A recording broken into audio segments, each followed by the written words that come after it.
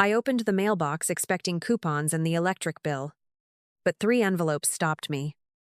Each came from a different organization.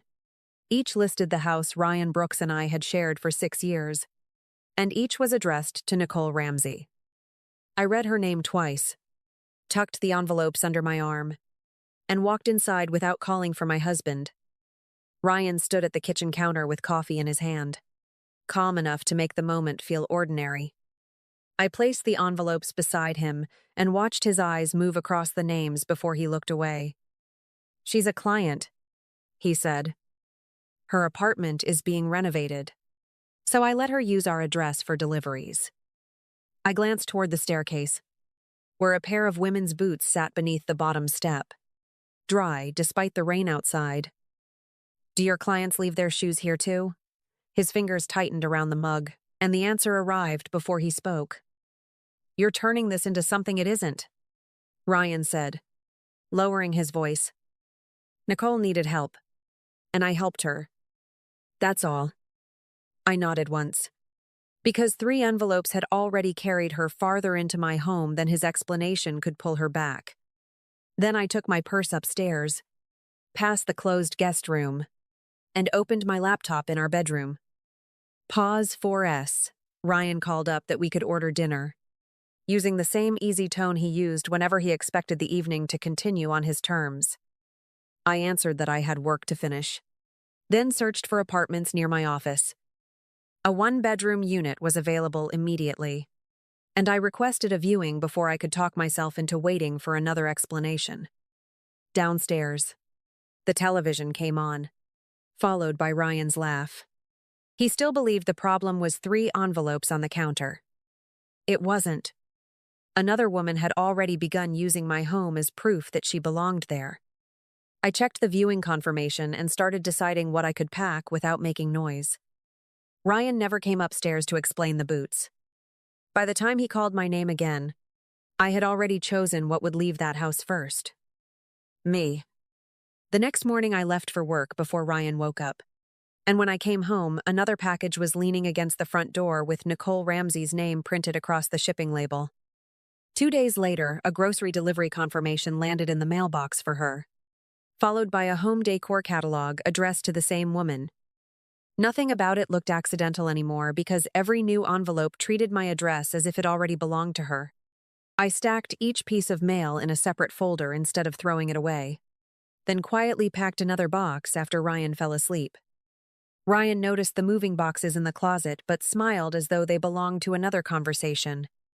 He leaned against the bedroom door and tried to soften everything with, "You're still upset about those deliveries, aren't you? It'll be over soon."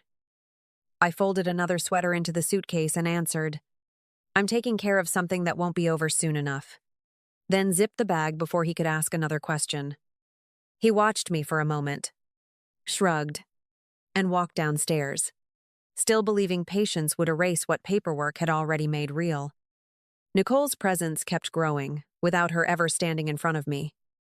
Subscription envelopes, delivery notices, and confirmation postcards appeared often enough that the mailbox no longer felt connected to my life alone. I never searched Ryan's phone or followed his car because the evidence was already arriving through the front slot every afternoon. By the end of the week, I had signed the lease on the apartment, arranged the utilities, and sent the paperwork to my attorney so the divorce process could begin without another discussion. The afternoon I collected the keys to my new apartment. I returned home one last time before work and found a plain white envelope resting among the usual mail. It came from a residency verification office, requesting that the occupant named Nicole Ramsey confirm residential information connected to our address within a stated deadline. I read the letter once, slipped it into the same folder as every other document, and carried my overnight bag back to the car. Ryan waved from the front window, convinced I was leaving for another routine business trip, while I drove away knowing he still had no idea I had already left our marriage. I had been in my apartment for 8 days when Ryan called without pretending everything was normal. His voice tightened as he said, "More letters came, and offices are asking who lives here." I reminded him that I no longer lived at the house and that anything connected to the divorce would go through my attorney. Ryan went quiet, then added, "Nicole says this is routine, but the questions keep changing." 2 days later, he called, speaking faster. One office wanted the date Nicole began using the address, while another wanted confirmation that the house was her primary residence. Ryan had answered both, but his dates did not match what Nicole submitted elsewhere. "We can clear it up," he insisted, although nothing in his voice sounded certain. I ended the call after repeating that I would not explain information I had never provided. That weekend, Karen Doyle from across the street called after learning I had moved out. Months earlier, someone had asked her to confirm who she saw at our house, and she had answered based on Ryan. Me.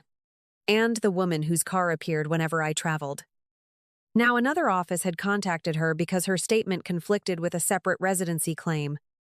Karen lowered her voice and said, "I have to correct what I signed because I did not understand that two people were calling themselves the primary resident." I told Karen she had done nothing wrong and thanked her.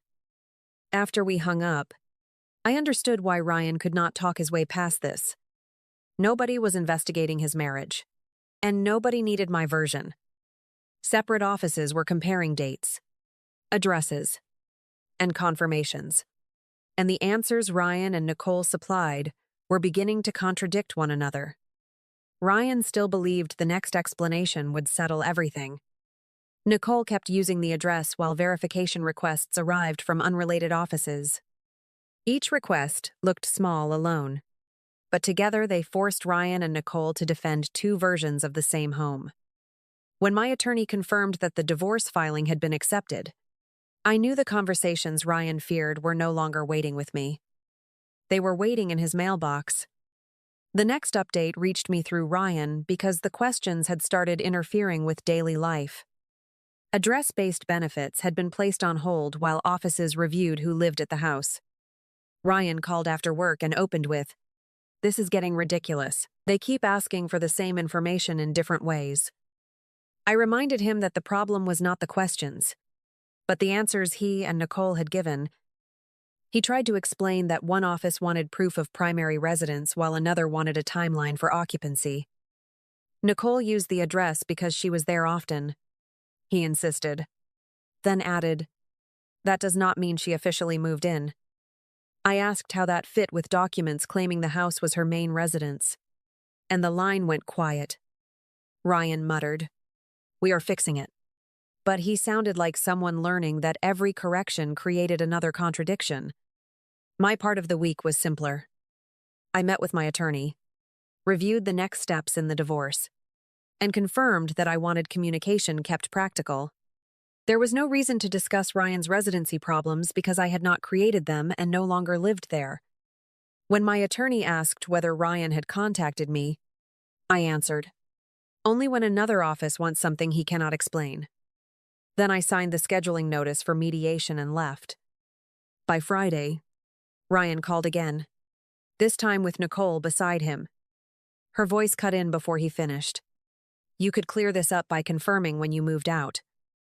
I answered that my move-out date was documented through the divorce process and that I would not reshape it to repair their claims. Ryan snapped, "Nobody is asking you to lie." And I replied, "Then nobody needs me to change the truth." Nicole stopped speaking. The call ended without resolution because there was nothing left for me to provide. Every office was asking for consistency, and Ryan kept offering explanations built for different audiences. Nicole had done the same, expecting each form to remain isolated from the next. I returned to my apartment, set the mediation date on my calendar, and let their conflict continue without me. I heard about the arguments before I ever heard Ryan admit they had started. He called late one evening, speaking so quietly that I almost thought he was trying to keep someone else from hearing him. Nicole was frustrated because several plans she had been counting on could not move forward while the residency questions remained unresolved. And Ryan sounded exhausted, repeating the same explanations to different offices. The certainty he carried when I first found those envelopes had disappeared. replaced by the careful voice of someone measuring every sentence before speaking. He finally admitted that Nicole believed he should have settled our divorce long before she began moving her life toward the house. I listened without interrupting until he stopped talking. Then he sighed and muttered, "She says I promised everything would already be finished." There was nothing for me to answer because that conversation had begun long before I knew Nicole existed.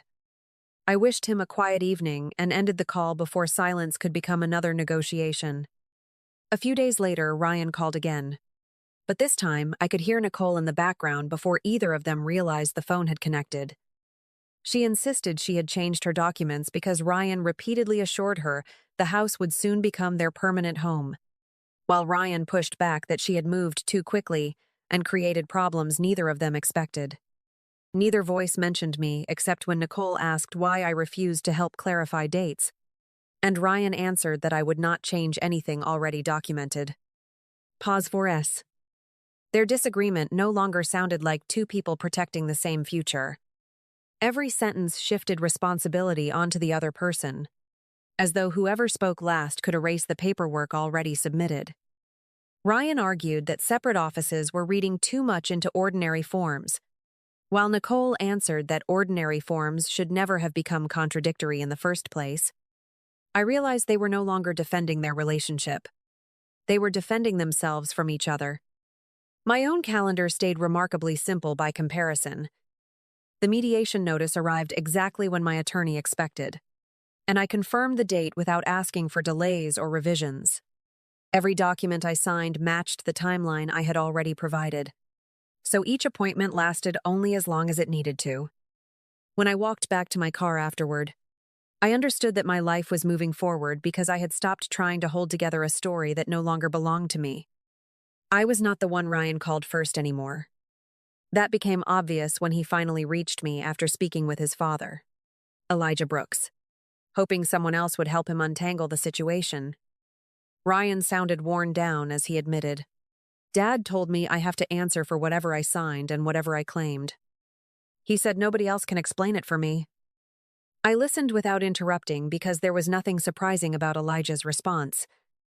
The man had always believed that every document deserved the same honesty as every promise. Ryan waited for me to disagree with his father, but I never did. Instead, I quietly asked, "Did he offer to speak for you?"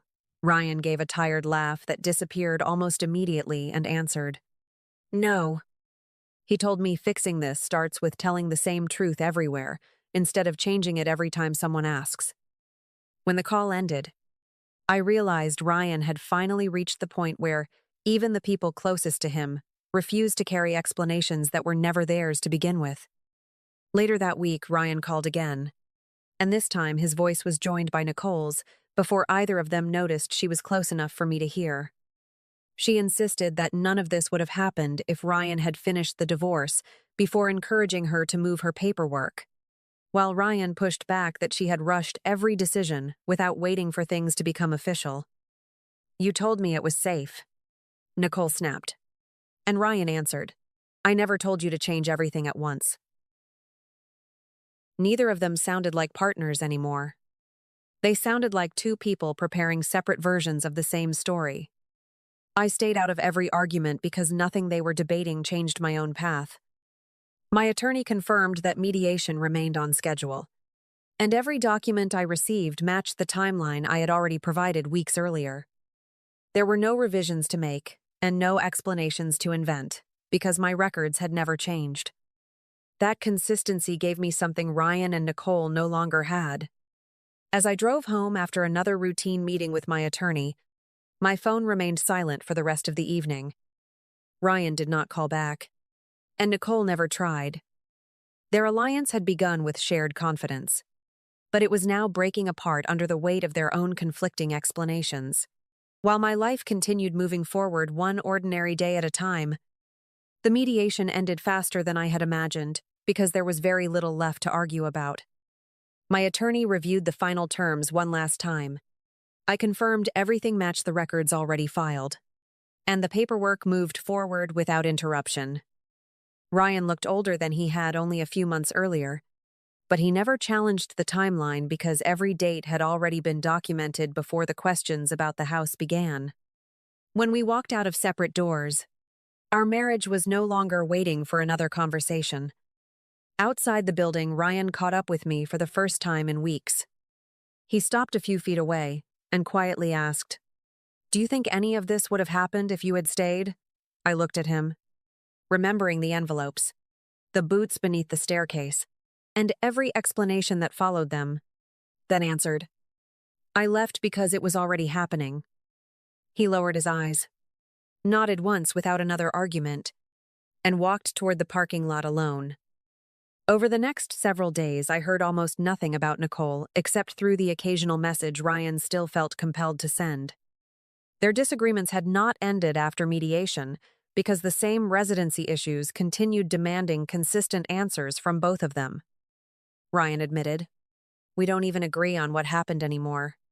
And I read the sentence twice before putting my phone away. Pause, 4S. The two people who once believed they were building the same future were now struggling to defend separate versions of the same past. My own life had become surprisingly quiet. I finished packing the last boxes from the apartment, accepted the transfer to Seattle that I had postponed for months, and signed the remaining employment documents without hesitation. Every form reflected exactly where I lived and exactly where I was going. So each signature took only a moment. I had forgotten how peaceful, ordinary paperwork could feel when it did not require another explanation. The week before my move, I drove past the old neighborhood one final time without turning onto our street. I realized I no longer wondered who was inside that house or which version of the address anyone was trying to defend. Ryan and Nicole were still facing the consequences created by their own conflicting claims, while I was finally making decisions that belonged only to me. For the first time since I found those 3 envelopes, the road ahead felt quieter than the one behind me. I returned to the old house one final time, only to leave the last set of keys that still belonged to me. Ryan was not there when I arrived, and I was grateful for that because nothing remained between us that had not already been written down, signed, or quietly accepted. I placed the envelope inside, closed the door, and stood on the porch for a moment before walking back to my car. The house looked exactly the same from the outside, yet it no longer felt connected to my life in any meaningful way. A few weeks later, I heard through the last message Ryan ever sent that he and Nicole were no longer living together. They had spent so much time trying to explain different versions of the same address that, somewhere along the way, they stopped believing each other's explanations as well. His message ended with a single sentence. "I never thought it would end like this." I read it once, wished him peace in silence, and deleted the conversation without replying. Seattle welcomed me with ordinary mornings, unfamiliar streets, and the kind of routine I had once believed was boring. Every document connected to my new apartment matched every other document because they all described the same simple truth. I unpacked the final box, hung my favorite photograph beside the window, and realized I had spent weeks thinking about the future instead of the past. That change happened so quietly I almost missed it. Looking back, I never uncovered some elaborate secret or orchestrated anyone's downfall. I opened a mailbox, found 3 envelopes with another woman's name, and chose to step away instead of standing between 2 people and the consequences of their own decisions. Everything that followed grew from choices Ryan and Nicole had already made, long before I understood what those envelopes meant. I left because the truth had already entered my home. And once I walked away, it no longer needed me to keep revealing itself. If this story stayed with you, I'd love to hear what part felt most real. And I hope you'll join me for the next one.